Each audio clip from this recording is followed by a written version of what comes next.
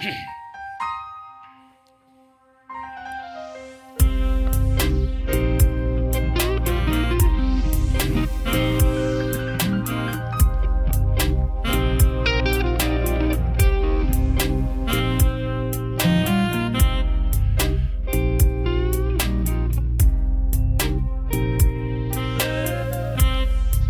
the matter is. All's well that ends well, but where's that initial spark? Have we lingered here so long that we're fumbling in the dark? We're both from different planets, encircling yonder skies. One can tell it by my manner, and I can see it in your eyes. The quote that only fools rush in, where wise men fear to tread, must be meant for those poor imbeciles who will be our next in bed. We'll strap them with our yearnings and pummel them with woes, and then ask God in heaven where the hell that feeling goes. I truly wonder sometimes what the high and mighty thinks. Did he in his craft of 7 days plan on needing as many drinks? I'll tell you what the matter is. We've stopped learning how to play, and we take ourselves too seriously to make it through the day. I would suggest we become like children in life's fascinating yarn. Do belly flops, listen to the pops, and go tumbling off a barn. For through those delighted eyes, we'll see, as we whistle through the dark, that winding path down a memory lane that contains our initial spark.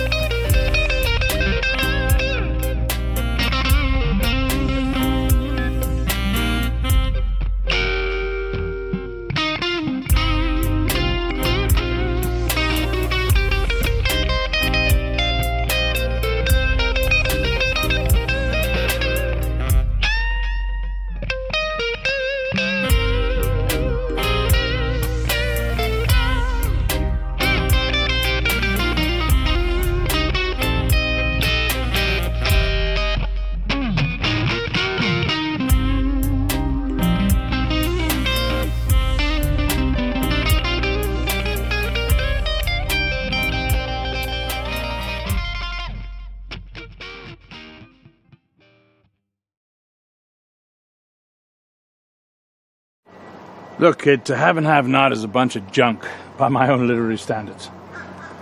The worst of my works. It started out small, and I liked the characters. But then the damn Spanish Civil War broke out, and I couldn't just ignore the war. And by the time I got back, I wanted to try new things, new ideas. But I had to finish what I had started, and so I just stuffed it with a bunch of other extra stuff. And that's just how it felt. Like a pig on Christmas. You get that? But it's not a bunch of junk. Not to you, and I like that about you. But here's the thing you need to know to understand. Eddie the Drunk is important to the protagonist Harry Morgan in the story because, hell, I really don't know. We never actually got around to discussing those details, Harry and I. And there again, there's my point. You see how disconnected I actually was from this? Well, yeah. Listen, as much as I'm known for my stories and books and films about them, I'm celebrated the world over as one who dared to live his life as fully and adventurously as he could. I'm similarly known for my inner demons and certain ritual drinking excesses, along with a much assumed and considerably true, strangely rooted fascination with death. Which is why I can say with some authority, live now, kid, because this is your life. Make it as full of good memories as you can, because they will sustain you through old age. But only if you can love yourself by them, like a mirror that reflects your smile, and some sense of satisfaction at having lived. And die well when your time comes. So long, kid.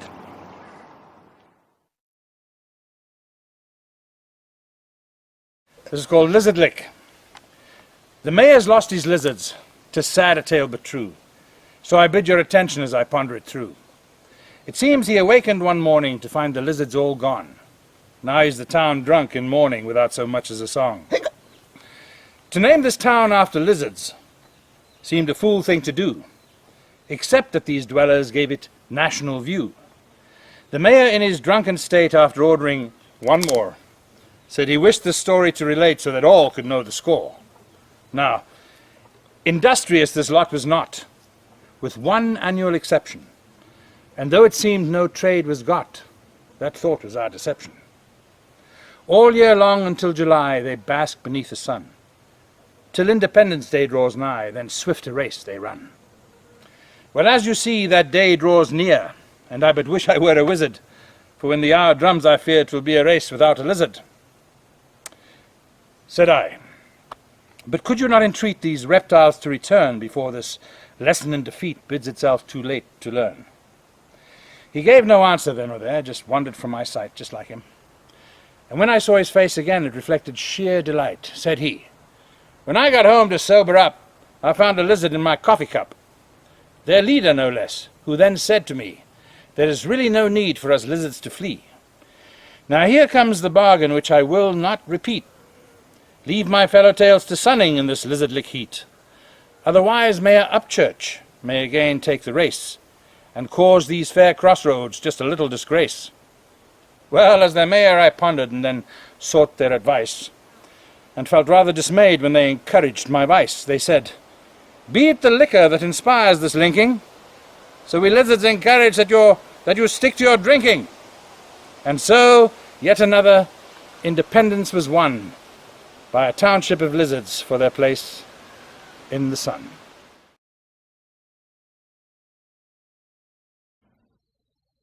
Here's a little something inspired by my decade as a chef at sea on private yachts and schooners.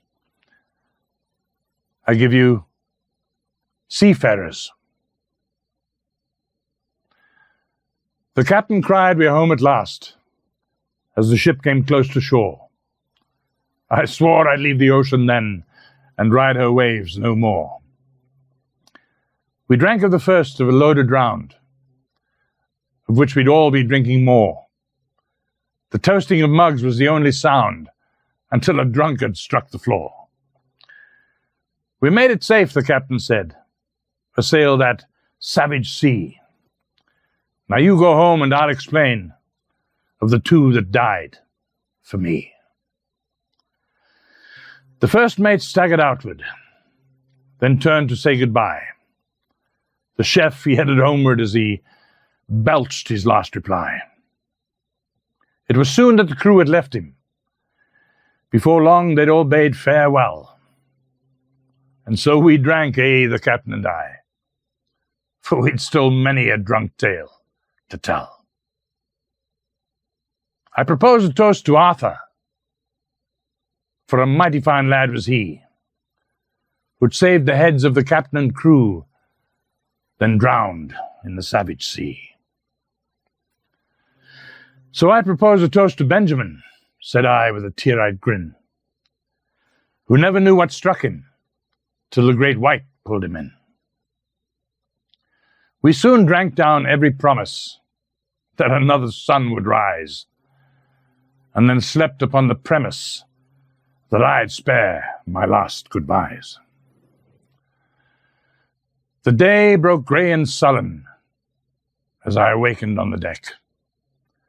Today he would be sailing alone upon this wreck. I climbed down to his cabin through a galley ruined below to suggest he hire crewmen, as he yawned and then said, "No, no," said he, "my friend, I'll not take the chance again of reaching troubled waters and losing a few good men." He said he hadn't slept well, for the night was moist and hot. I could tell his dreams were troubled, though he spoke as they were not. The captain felt it duty to sail another 1,000 miles, to bring tidings of dead crewmen to their loved ones on the isles. I had sworn to leave the ocean, though somehow I felt refrain, for without a friend's devotion, I felt his journey'd be in vain. Well, I soon replaced the mastmen, who had lost their lives at sea, as I saw a weary captain look in disbelief at me. "I thought you were set to leave, lad. Could have sworn I'd seen you go." Said I, "No, my friend, I'm staying for another wicked blow." Once we'd stocked with food and drink, we set her tattered sails for sea. And then we prayed she wouldn't sink and leave a faring memory. So I swore to leave the ocean and to ride her waves no more, though I'd taken such a notion or 100 times before. If you'd like to hear any more of my stories, just pour me a brandy and I'll tell you a tale. Cheers.